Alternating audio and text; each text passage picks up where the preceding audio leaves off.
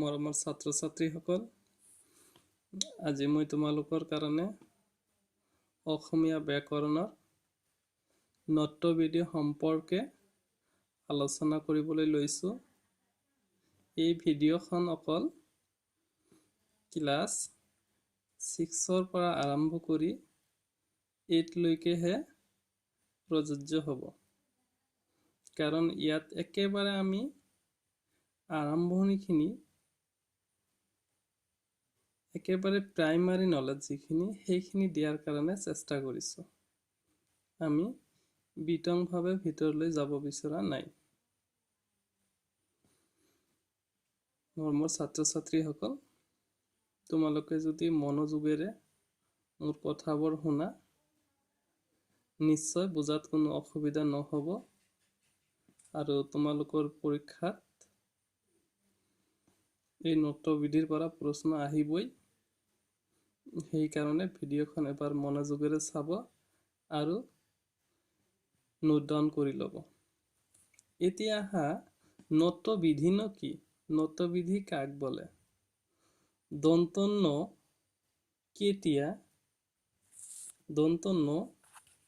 কেতিয়া কেনেকৈ মূৰ্ধন্য হয় তাক জানিবৰ বাবে যিবোৰ নিৰ্দিষ্ট নিয়ম আছে, সেই নিয়মবোৰকে নট্যবিধি বোলে। নাইবা তুমি ক'ব পাৰা, যি নিয়মৰ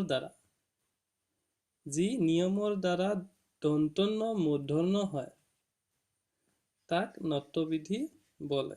একেবাৰে সহজ কথা, যি নিয়মৰ দ্বাৰা দন্ত্য ন মূৰ্ধন্য হয় তাক নট্যবিধি বোলে। এতেকে আহা, আমি নট্যবিধিৰ কিছুমান নিয়ম আলোচনা কৰোঁ। জানো ইয়াত শিকি লওঁ। প্ৰথম এটা চৰ্ত দিছে আমাক, ৰি মানে হস্ৰ ৰি, ৰ আৰু মূৰ্ধন্যাক্ষৰ পিছত ৰি, ৰ আৰু মূৰ্ধন্যাক্ষৰ পিছত থকা দন্ত্য ন সদায় মূৰ্ধন্য হয়।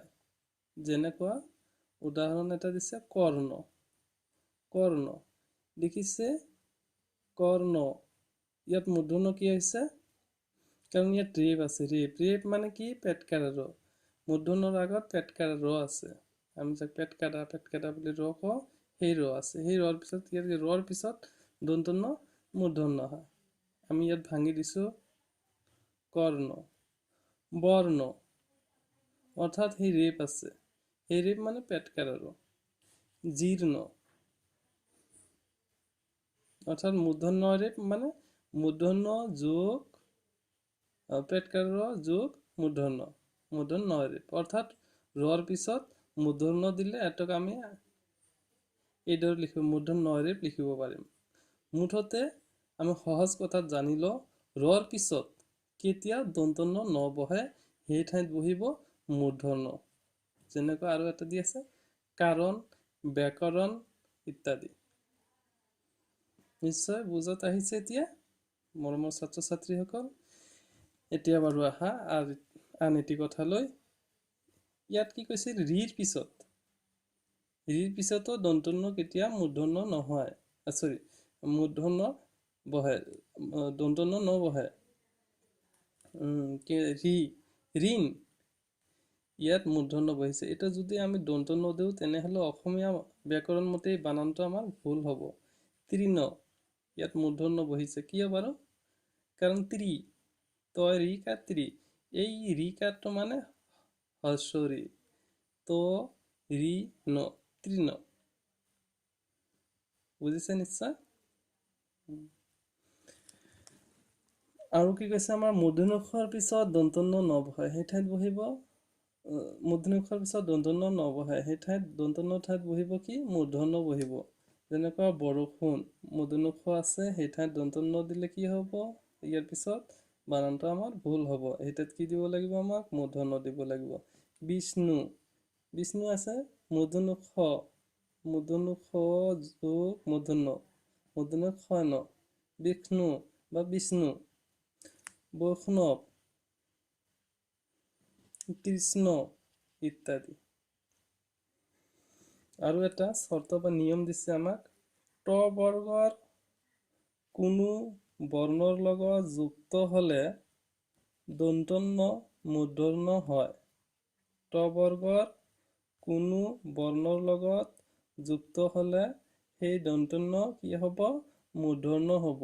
অৰ্থাৎ মূৰ্ধন্য ট বৰ্গৰ লগত সংযুক্ত হোৱা দন্তন্য সদায় মূৰ্ধন্য হয়। উদাহৰণ, ঘণ্টা, কণ্টক, কণ্ঠ, পণ্ডিত, গুণ্ডা, প্ৰকাণ্ড, পিণ্ড, দণ্ড, অণ্ড ইত্যাদি। এয়া কি? মূৰ্ধন্য, এইটো মূৰ্ধন্য, এইটো মূৰ্ধন্য। মনত ৰাখিব, টৰ পৰা আৰম্ভ কৰি মূৰ্ধন্যলৈ, অৰ্থাৎ মূৰ্ধন্য টৰ পৰা আৰম্ভ কৰি মূৰ্ধন্যলৈ এই পাঁচটা, ইয়াত কেইটা বৰ্ণ আছে? টৰ পৰা পৰিজত ট, থ, দ, ধ, মূৰ্ধন্য, কেইটা বৰ্ণ? পাঁচটা বৰ্ণ। এই পাঁচটা বৰ্ণক একেলগে আমি কি বুলি কওঁ? ট বৰ্গীয় বৰ্ণ বুলি কওঁ। জানি ল'ব, ট বৰ্গীয় বৰ্ণ। অসমীয়া ভাষাত মুঠ বৰ্গীয় বৰ্ণ কেইটা আছে জানি ল'ব। ইয়াৰ পিছৰ ভিডিঅ'টোত মই ইয়াক লৈ বিতংভাৱে আলোচনা কৰিম। ইয়াত দেখাই দিছোঁ, মূৰ্ধন্য যোগ ট, মূৰ্ধন্য নহয়, মূৰ্ধন্য অত্যন্ত, যাক কোৱা হয় মূৰ্ধন্য যোগ ঠ, মূৰ্ধন্য ঠৈ, মূৰ্ধন্য যোগ ড, মূৰ্ধন্য দণ্ড। এতেকে তোমালোকৰ বুজত আহিছে নিশ্চয়। আৰু বিশেষ কেইটামান নিয়ম আছে, মই সেই নিয়মবিলাক যিমান পাৰোঁ মানে সহজকৈ দিয়াৰ কাৰণে চেষ্টা কৰিম। মৰমৰ ছাত্ৰ ছাত্ৰীসকল, ভিডিঅ'খন চাই তোমালোকে যদি ভাবা যে আমাৰ উপকাৰ হৈছে, নিশ্চয় ইয়াৰ পৰৱৰ্তী যি ভিডিঅ' হ'ব সেই ভিডিঅ'খন চালে আৰু বাকীখিনি তোমালোকে পাই যাব। ধন্যবাদ।